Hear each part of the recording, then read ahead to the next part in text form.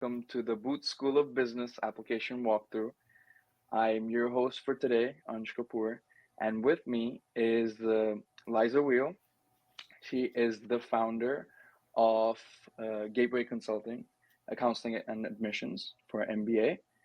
Today, we will have an application walkthrough, obviously, for Chicago Booth and hopefully provide some very good and critical information as we all embark on this journey for this year. And it'll all be Liza's show. And once we get over the overview, then you can please post your questions in the Q&A tab. Please don't use the personal chat or the event chat as we won't be able to see it. Please use the Q&A tab and we will answer those as we go, and a few at the end. I'll be posting some polls just to kind of get an idea of where you are in the application process, what kind of tests have you taken or you are looking at. But yes, welcome again. And without further ado, Liza, take it away. Awesome. Thank you so much, Ansh. It's great to be here, everybody. I always love talking to folks as they're embarking in this journey, and I really love Chicago Booth's application. Full disclosure, I'm not an alum of Booth, but that doesn't mean I can't still love the school. I went to MIT Sloan, but I really like Booth's sort of, I don't know, it's a great mix of this sort of very culture of discipline and intellect, and yet creativity on the other side. It's like this kind of yin yang of analytics, but then creativity. You've got, a curriculum that you can really design to make work with you, but yet they really focus on building a foundation of leadership. And you'll see that even this sort of, I say yin yang, I say this dichotomy when I think about Booth, but you'll see those aspects in the application, which personally make it a really, really fun application to coach applicants on, because you've got this really practical side of the application where you talk about your career goals, and you've got this really open-ended, exploratory, more personal essay in nature as well, which goes back to that creative side. So we're going to spend some time digging into the online app. If you see me looking over here, just so you guys know, that's where I've got my other monitor and I'm actually in the application. So that's why I'll be looking away from the camera from time to time. And the way I have designed today's session is to really share with all of you those areas and those questions that that our clients who are working on these apps often have questions about. And then I'll also spend a fair amount of time talking about the essays, just because that's really unique, obviously, to Booth and how you can think about it. So I'm not going to go line by line on these things. I'm going to have full faith that you can fill out your name and things like that when you're actually applying. And you'll see, for the most part, this application is empty because I want to just have the focus on really the strategy, less about what you're going to see me type. So first and foremost, if you have not created your online applications for the schools, do so. I think there's this tendency, you want to have everything right before you wander online and actually set up that application. Don't. Go ahead and start doing that today. The more that you can familiarize yourself with the online application, the better prepared you are going to be when you start filling it out. And also making sure this gives you ample time to strategically respond to the online application and get any other ducks in a row that you need to. So if they're asking for official transcripts, which they're typically not, but if they are, that gives you the time to get it. Do you need to chase something down from the GMAT GRE? So just across the board, Booth included, but I would say this for all schools, make sure you go ahead and sign up for that, start that online application sooner rather than later, just so that you're going in fully aware of what they're asking. So you can see that Chicago Booth the application is designed into a number of sections, which makes it super good and clear and gives you considerable time, again, to explore it. So I'm not really going to spend a lot of time here, but, they're going to ask you things like, okay, what program are you going for and whatnot. The only thing I would say is if you start one, if you have the opportunity, if you shift from a round 1 to a round 2, don't worry about it. Even if in the system you first indicated that's round 1, you can change that or start a new app. So it's not a big deal if you are aiming for round 1 and then for whatever reason life gets in the way and you need to punt until round 2. Don't worry about that. So again, just my advice to you is get started on this sooner rather than later. So some of this stuff here, this is the biographical. In this, I am good old Jean Myers. I don't know why. That's just the names that came to my mind as I was filling this out. And there's the only thing I want to call out here is sometimes I get a question like, oh, well, does my citizenship matter? Or, is there one that's better than another is that going to hurt me in some way, especially if some people have dual nationalities? You're going to hear me say this a few times in this walkthrough, but there is really no way to game the system. Okay. Like you can worry about if I have, and most of you, I'm assuming, do not have dual nationalities, but for those of you who do, this is relevant, but there's other questions in here as well. If you jump over, I think it is, let's see, in the personal history where they ask you for your gender identity, how you identify yourself. Again, there are no ways to game the system here. Or if I put, I would prefer not to say, is that bad? If I say this, is that bad or is that good?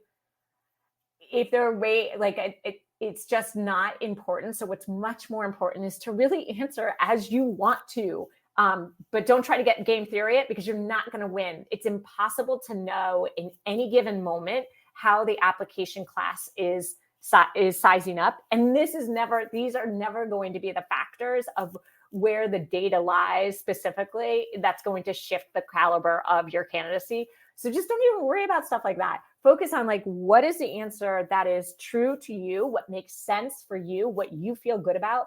Enter that and be done with it. We do get a few questions about this thing, and I understand you want to leave nothing to chance, but this is nothing you do here is really going to determine the outcome. This is just pure stats collection, so try not to overthink it. So go ahead and make sure you're filling out all this. I do want to call out, this is on the personal history page. There is a question, is there anything about your upbringing or family household circumstances that you would like the admissions committee to know? This also happens to be right after, are you a first-gen college student? Which is important for these schools. They always want to be making sure that, that they're just bringing as many applicants into the fold as possible.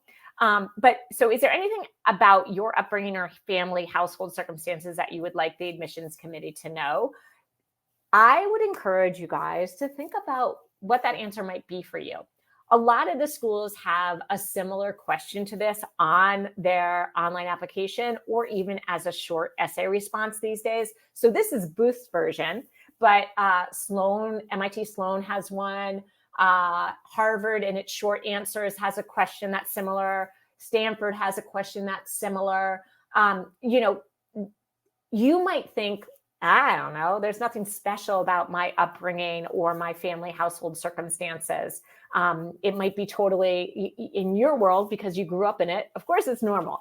But if that helps add some color to who you are, how you got to be you, there's no harm in entering it. And the kinds of responses that you might think about it here are your family unit, are your parents together?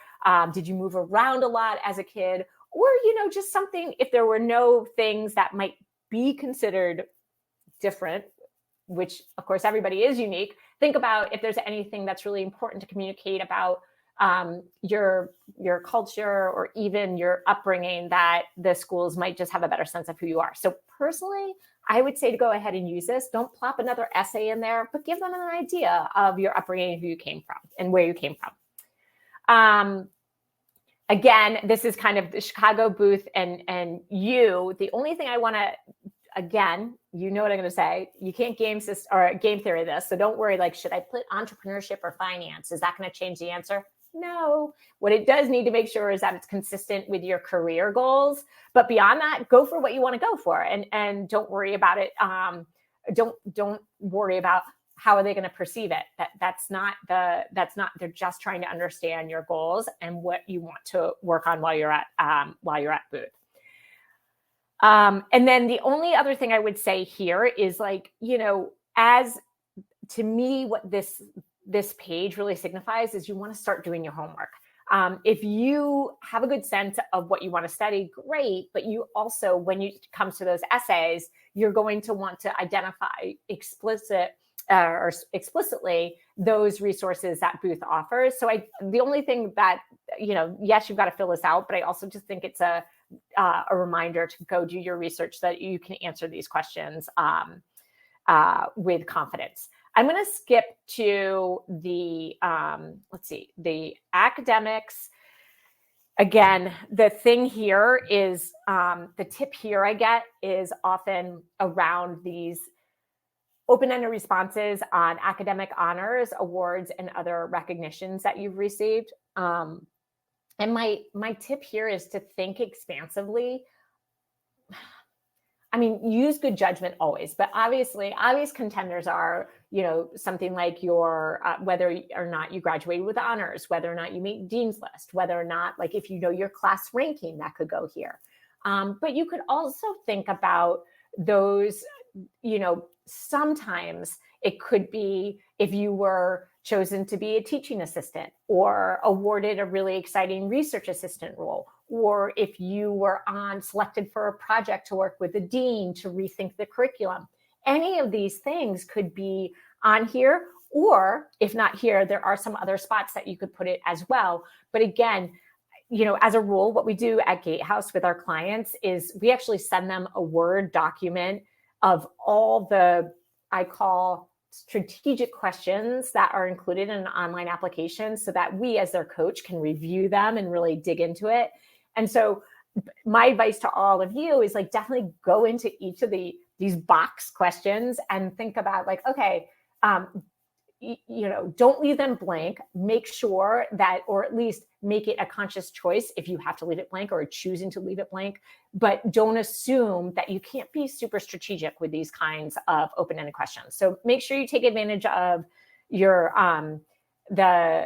the open text boxes in each of the different sections. And then the only other thing I would say is, like, we get a ton of questions of, like, okay, well, I did 1 year abroad. I studied in a different country, but it's not reflected on my transcript. Do I need to upload it? And my answer always is, like, I don't know, because everybody has a very specific situation. Oh, well, some of my grades transfer, but not all, but that's because it was pass fail. And how should I do that? Again, some of this, one thing you want to do is make sure that you've read the instructions very closely. So you can see on the screen, Booth is trying to give you as much information about what transcripts and what information it needs to get from you. But for many of you, you'll still be like, but I have this oddball situation. I'm not sure how to handle it. What I always tell people in this case is pick up the phone or send an email and ask Booth.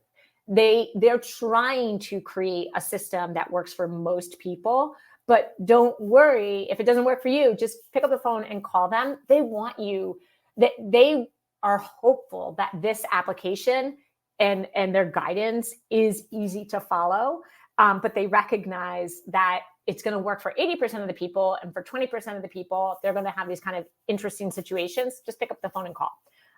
But do make sure you've read all the guidance that they have. I do think, like, one of the shifts that they've made in recent years is, you can see the very first bullet, upload an unofficial scanned copy. People sometimes freak out about this. It needs to be official. Oh my gosh.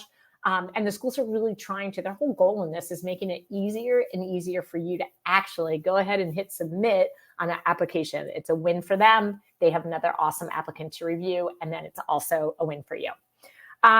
Okay. And then I'm just going to highlight a few more areas that you want to make sure that you take advantage of. And this is also, like, in the employment area. So let's just say, If you can add all this detail about where you worked and what you did.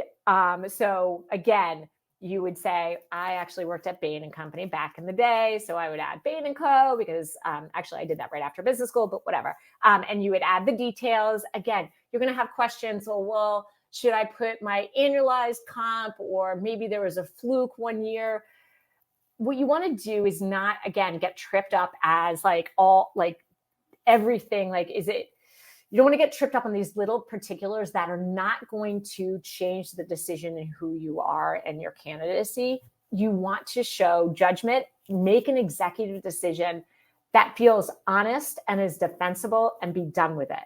And if you really got something that you're like, this is kind of confusing, use the optional essay, just add a very quick statement. In comp, I reflected my ending compensation is reflecting only 6 months because I left earlier than the program ended. Okay, good. All you're doing is like, so rather than making something huge that's not going to change the answer on your candidacy, you're just giving them a little bit more information. So they're like, okay, got it. That's all that process is. However, the other thing I would say is, remember in these, you got a box here. So make sure you take care of these boxes. So you have 700 characters, which is about 2 to 3 sentences. If you're writing sentences, you can also just do it a little bit more of like a resume style here with using some semicolons. But take advantage of these job descriptions. And what's important here, you want to strike the balance. Like, so if I wrote like, so I was at Bain & Company, consultant, helped clients solve problems. I can't type while talking. Help big clients solve big problems. Okay, that's terrible, number one. But also, any consultant could write that, right? So even at these, with these open boxes, think about, well, did you specialize in an industry? Or, rather than use vague words, clients, problems, clients isn't that vague, but like stuff that doesn't make sense, help the reader see your job.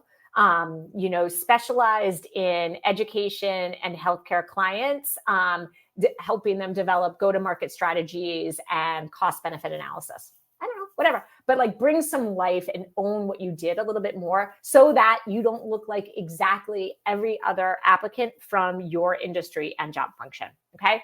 So I think that's it for that. Reason for leaving. It's totally, I think the idea here, what I generally advise is this concept of like upward trajectory. And what I mean by that is now this only works if, like, obviously this is why you left. It's like you were eager to do something else. Don't poo-poo where you came from.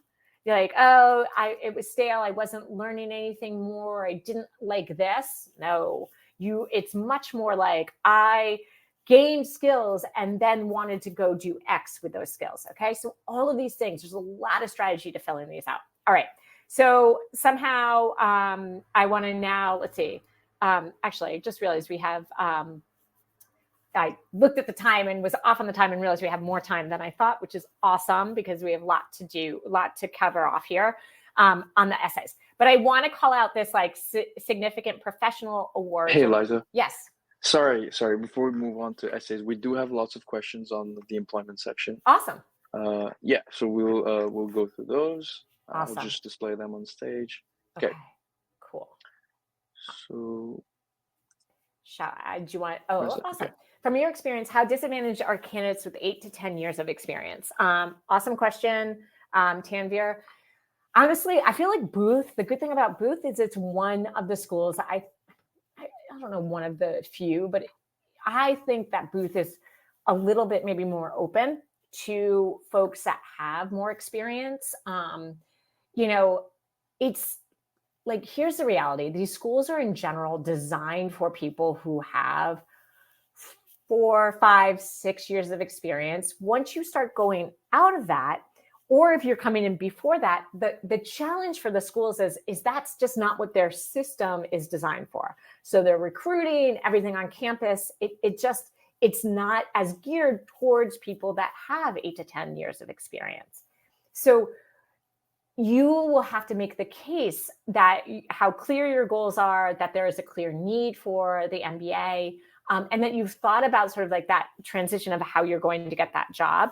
But I will say, I don't think how disadvantaged you are. I don't think you're necessarily disadvantaged. It's just you might have like a higher bar to show that you really need this, and have also, with that, those additional years of experience, have accrued valuable, like have accrued more wins professionally that you can then share in the classroom to your classmates. But I do think, for what it's worth, Booth, I've seen, has a little bit more flexibility in terms of that window of the age skews a little bit higher at Booth, based on what we've seen with our clients. So I think it's a good one to have on your radar if you are a more experienced candidate. Okay, thank you. Is having post-bachelor's work experience tenure lesser than the school average a disadvantage? So it's very much, this great question too. It's very much the same answer, although with a slightly different different shade. So again, the recruiters are expecting to find people that have, 4 to 6 years of experience. So the roles that they are coming to campus with, that they're feeling so good, they're going to hire up these eager, awesome MBAs. They expect them to have that set of experiences prior to business school, right? That sort of, sometimes there might be folks with only 3 years, but normally like 4 to 6 years. So if you don't have that work experience, one of the things the schools are going to be concerned about is if recruiters are going to be interested in you. I think the other concern that schools will be worried about is like, what value add will you bring to the classroom? The promise of business schools is that its attendees, its students will learn from one another. And if you've only got a few years of experience, your perspective might be more limited. Your bench of accomplishments might be more limited. So I would say more so than having more experience, although they're probably somewhat equal, I guess.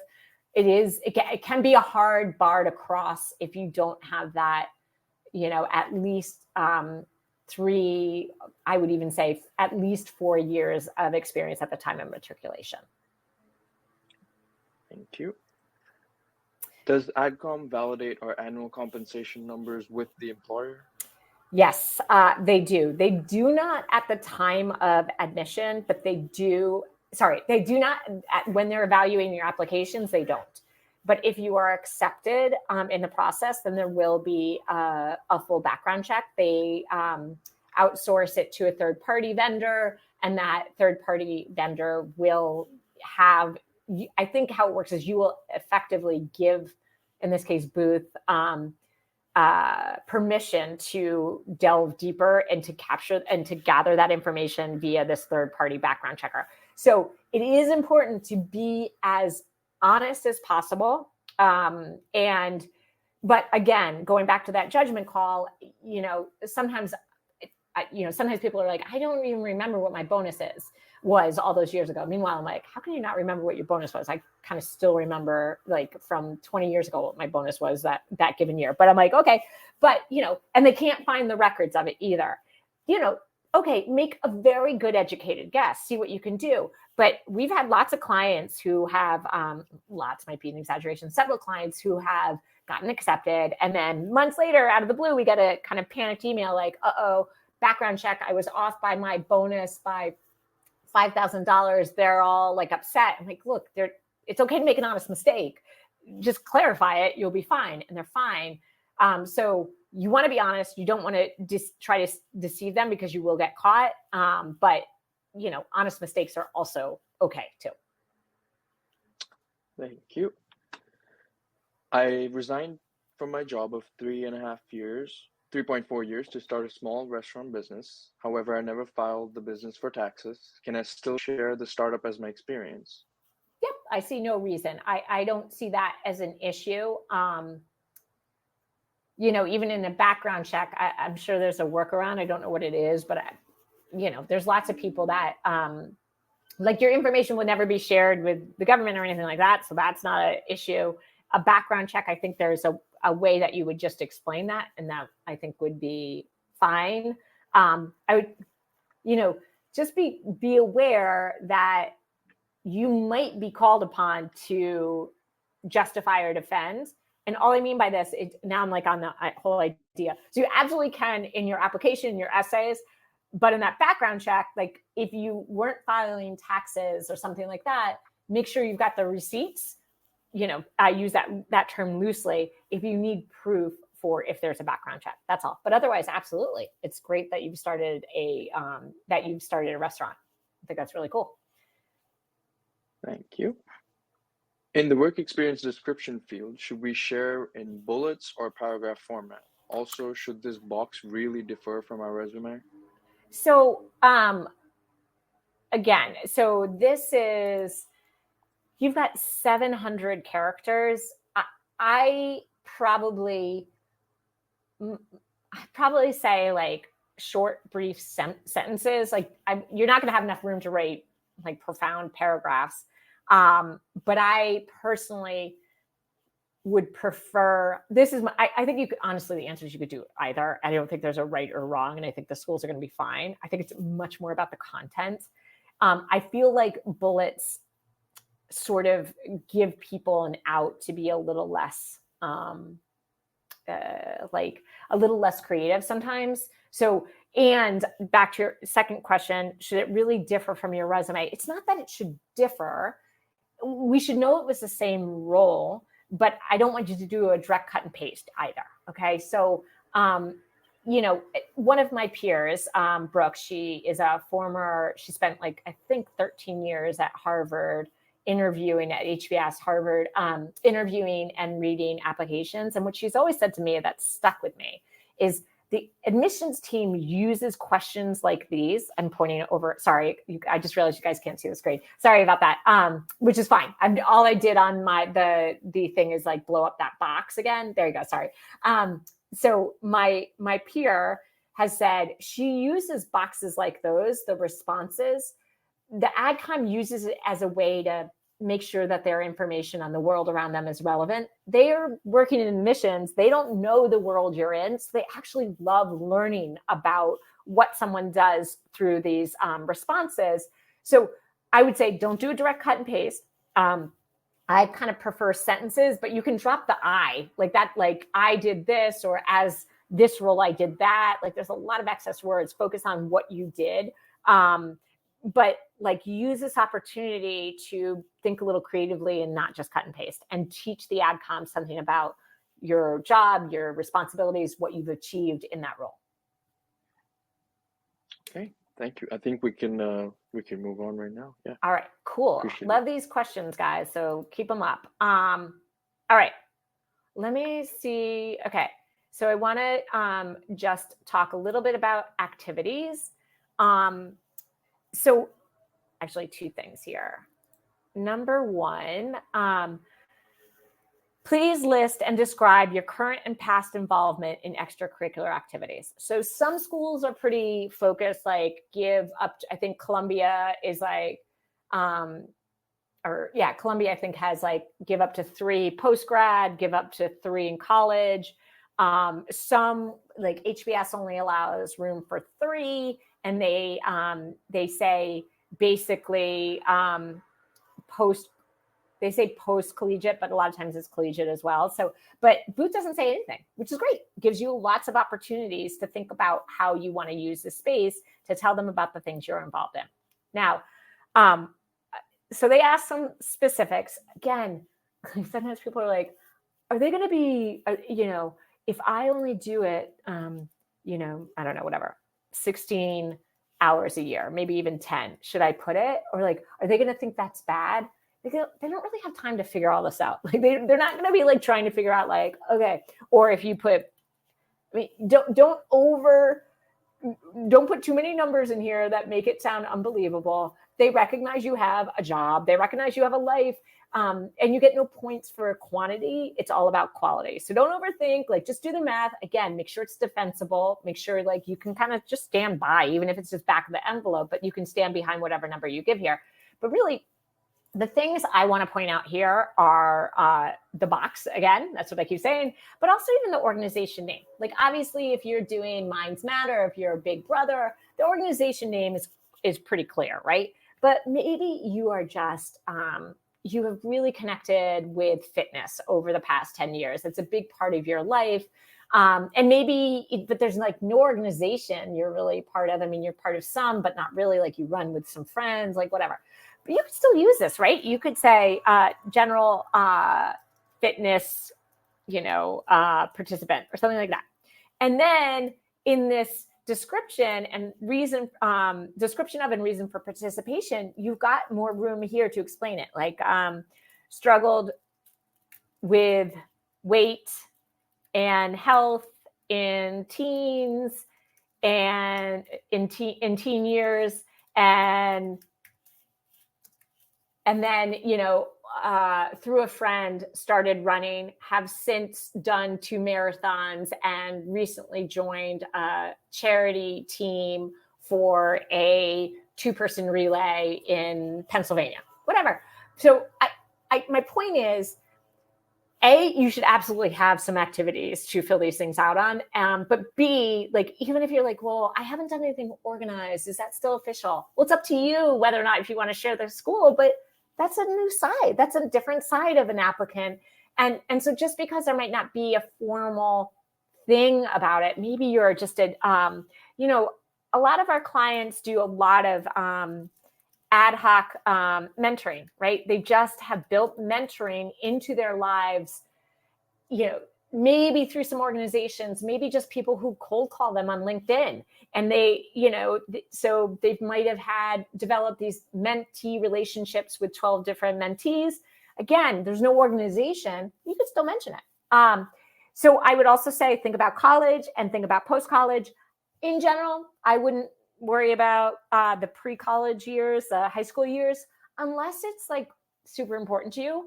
And it really makes us better understand who you are at your core. So maybe you rode horses for 12 years of your life. Okay, fine. Don't put it as one of the first ones. Only do it if you have room. I think you only have room for 5 on booth, 5 activities.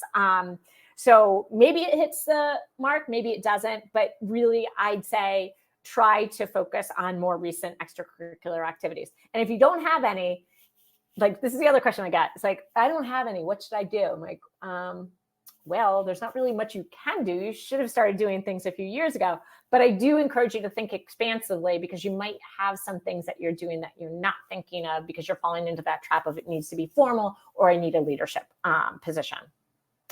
Okay. Okay.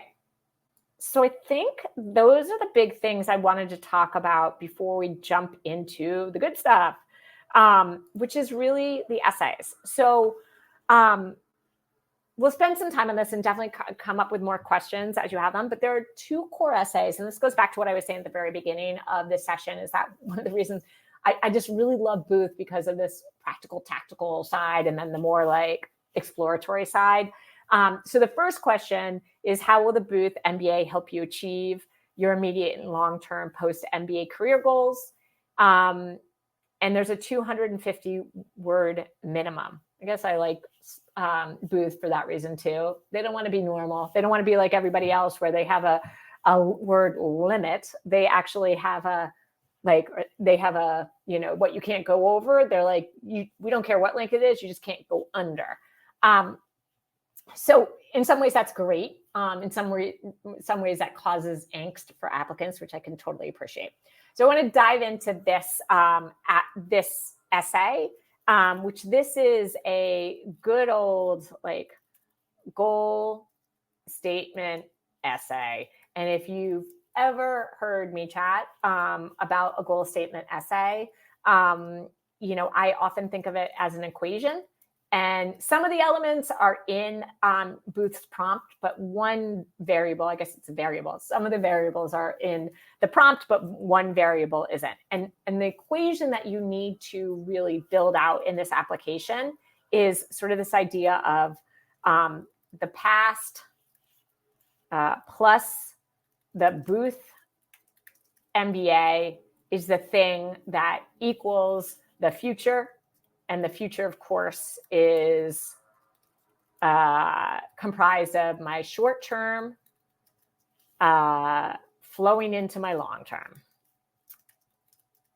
Now, so this is what you have to do in this essay. You have to address each of these variables to make the equation work. And I'm intentional about using language, equation or argument, because that is what you're doing. You're showing a very clear argument for why how Booth fits into the bigger picture. Now, I mentioned you can see two of those variables in the prompt itself, right? The Booth MBA, that second variable. And then you've got the immediate and long-term post-MBA career goals. That's on the other side of the equation. Even though Booth does not ask for your past, in order to make this logical argument work, you have to address it. So you have to cover off on these three different components when responding to this essay prompt.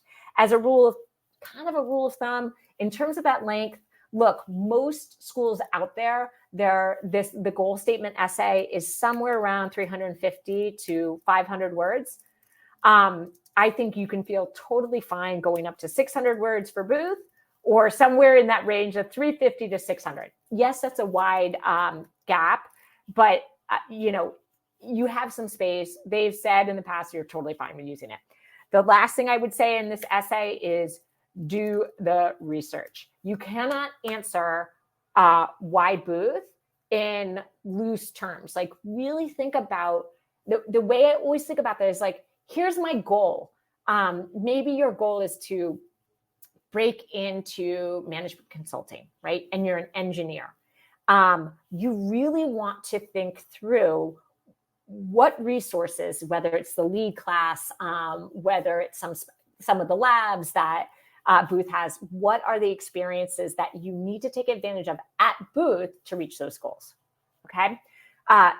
We have tons of resources on goal statement essays. Definitely visit our website. We have a workshop that I did actually a few years ago for GMAT Club on the goal statement essay that can be super helpful in constructing this. And by the way, this is an essay that you can use the elements of minus the research for a lot of the different schools. So that's super nice. The second one is a tougher essay, but they're both tough. They're just tough for different reasons. An MBA is as much about personal growth as it is about professional development. In addition to sharing your experiences and goals in terms of career, we'd like to learn more about you outside of work. Use this opportunity to tell us something about who you are. Again, that tricky old 250-word minimum. This essay is harder because you got to do some deep reflection and soul searching. But you do have an opportunity to show what drives you outside of the office. What you talk about can be a very specific extracurricular activity or community-based, or it can be just more of a constant, true north side of you, and a drive and ways that drive to coaching others has manifested itself. This one's going to feel a little bit more reflective in nature. It's probably going to be more of a narrative, telling them a story, bringing us into your life. And I think it can be a really inspiring essay because it just it shows the humanity of who you are as opposed to the sort of the practical side of Booth, that first essay. Word length, again, anywhere between 400, I've seen pretty long essays. But remember, this whole thing is a test in strategic communication. You don't want to get them bored and make them read more and more and more and more. Nobody wants to. So, just know that with every additional word, you're making them read more. So that's it on the essays.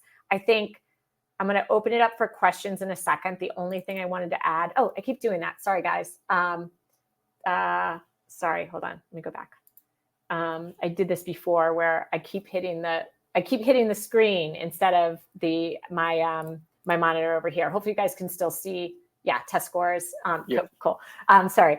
You think I figured this out. This is the additional information. You've got 300 words, more space, right? This is the only time I don't want you to unnecessarily use a text box. So you've got 300 words. Is there any unclear information in your application that needs further explanation or additional details you would like to share with the admissions committee? Please, if so, please use this section. Most people will not have anything in here. Okay, let me say that again. Most people should not have anything in here.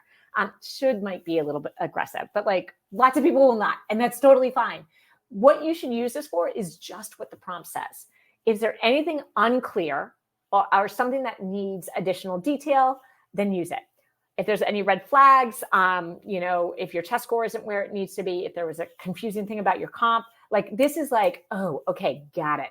That's all this is. This is not an additional essay. This is not, a whole new side of you. No, it's just making sure that you've if there's anything that might cause confusion, you're addressing it here. Or if there's just any red flags you want to get in front of, this is another place for it. So I'm going to pause there, hoping that there are some questions. Do we have some questions, Ange? Oh, yeah. We Awesome. have lots of questions. So okay, we'll just do, sorry, go ahead. No, I was going to say, we'll get through whatever, and we can. And then, by the way, guys, I'm doing a booth later. So definitely feel free to come. And I think it's like in an hour and a half from now. I'm not sure. But keep an eye out for that. Liza at Gatehouse. And then you can also reach out to Gatehouse and sign up for a free consultation. But we'll get through as many questions now as possible.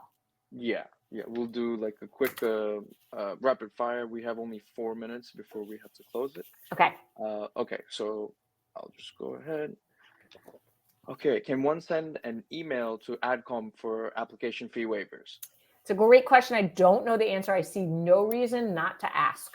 Like, just is there a process to get an application waiver? That's all you have to say. I wouldn't ask directly. Ask first for the process. Then if they give you an opening, make your case, but don't make your case in the original ask. Okay, thank you. Could you share some insight on the deferred MBA programs regarding GMAT score, recommendations, essays, and how one can stand out, and what Booth looks for in a candidate? Just very quickly. I mean, look, they're looking. Here's the thing about the deferrals. They want to buy you off the market now before you've got 2 more years or 3 more years of your candidacy. They're looking for superstars. That's it.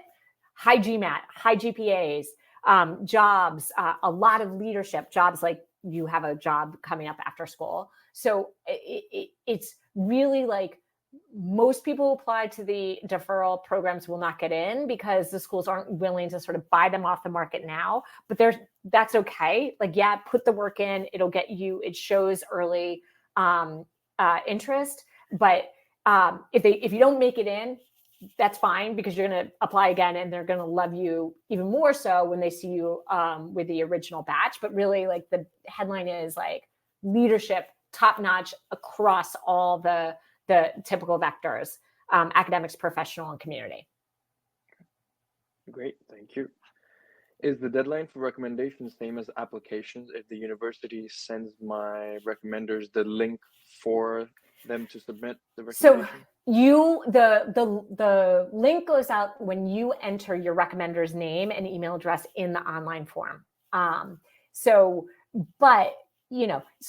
number one, tell your recommenders, give them a fake date, tell them you want it in early. Trust me, just do it. A week early, fine. Tell them that's when you're submitting and that's when you want them to submit, because you don't want to be stuck without a recommendation. However, yes, the schools generally give a little bit of wiggle room to recommendations that come in late, but don't rely on it, because when that window closes, then you're kind of, stuck. So definitely give your recommenders a fake deadline and manage them to it so that you're not stuck without a recommendation.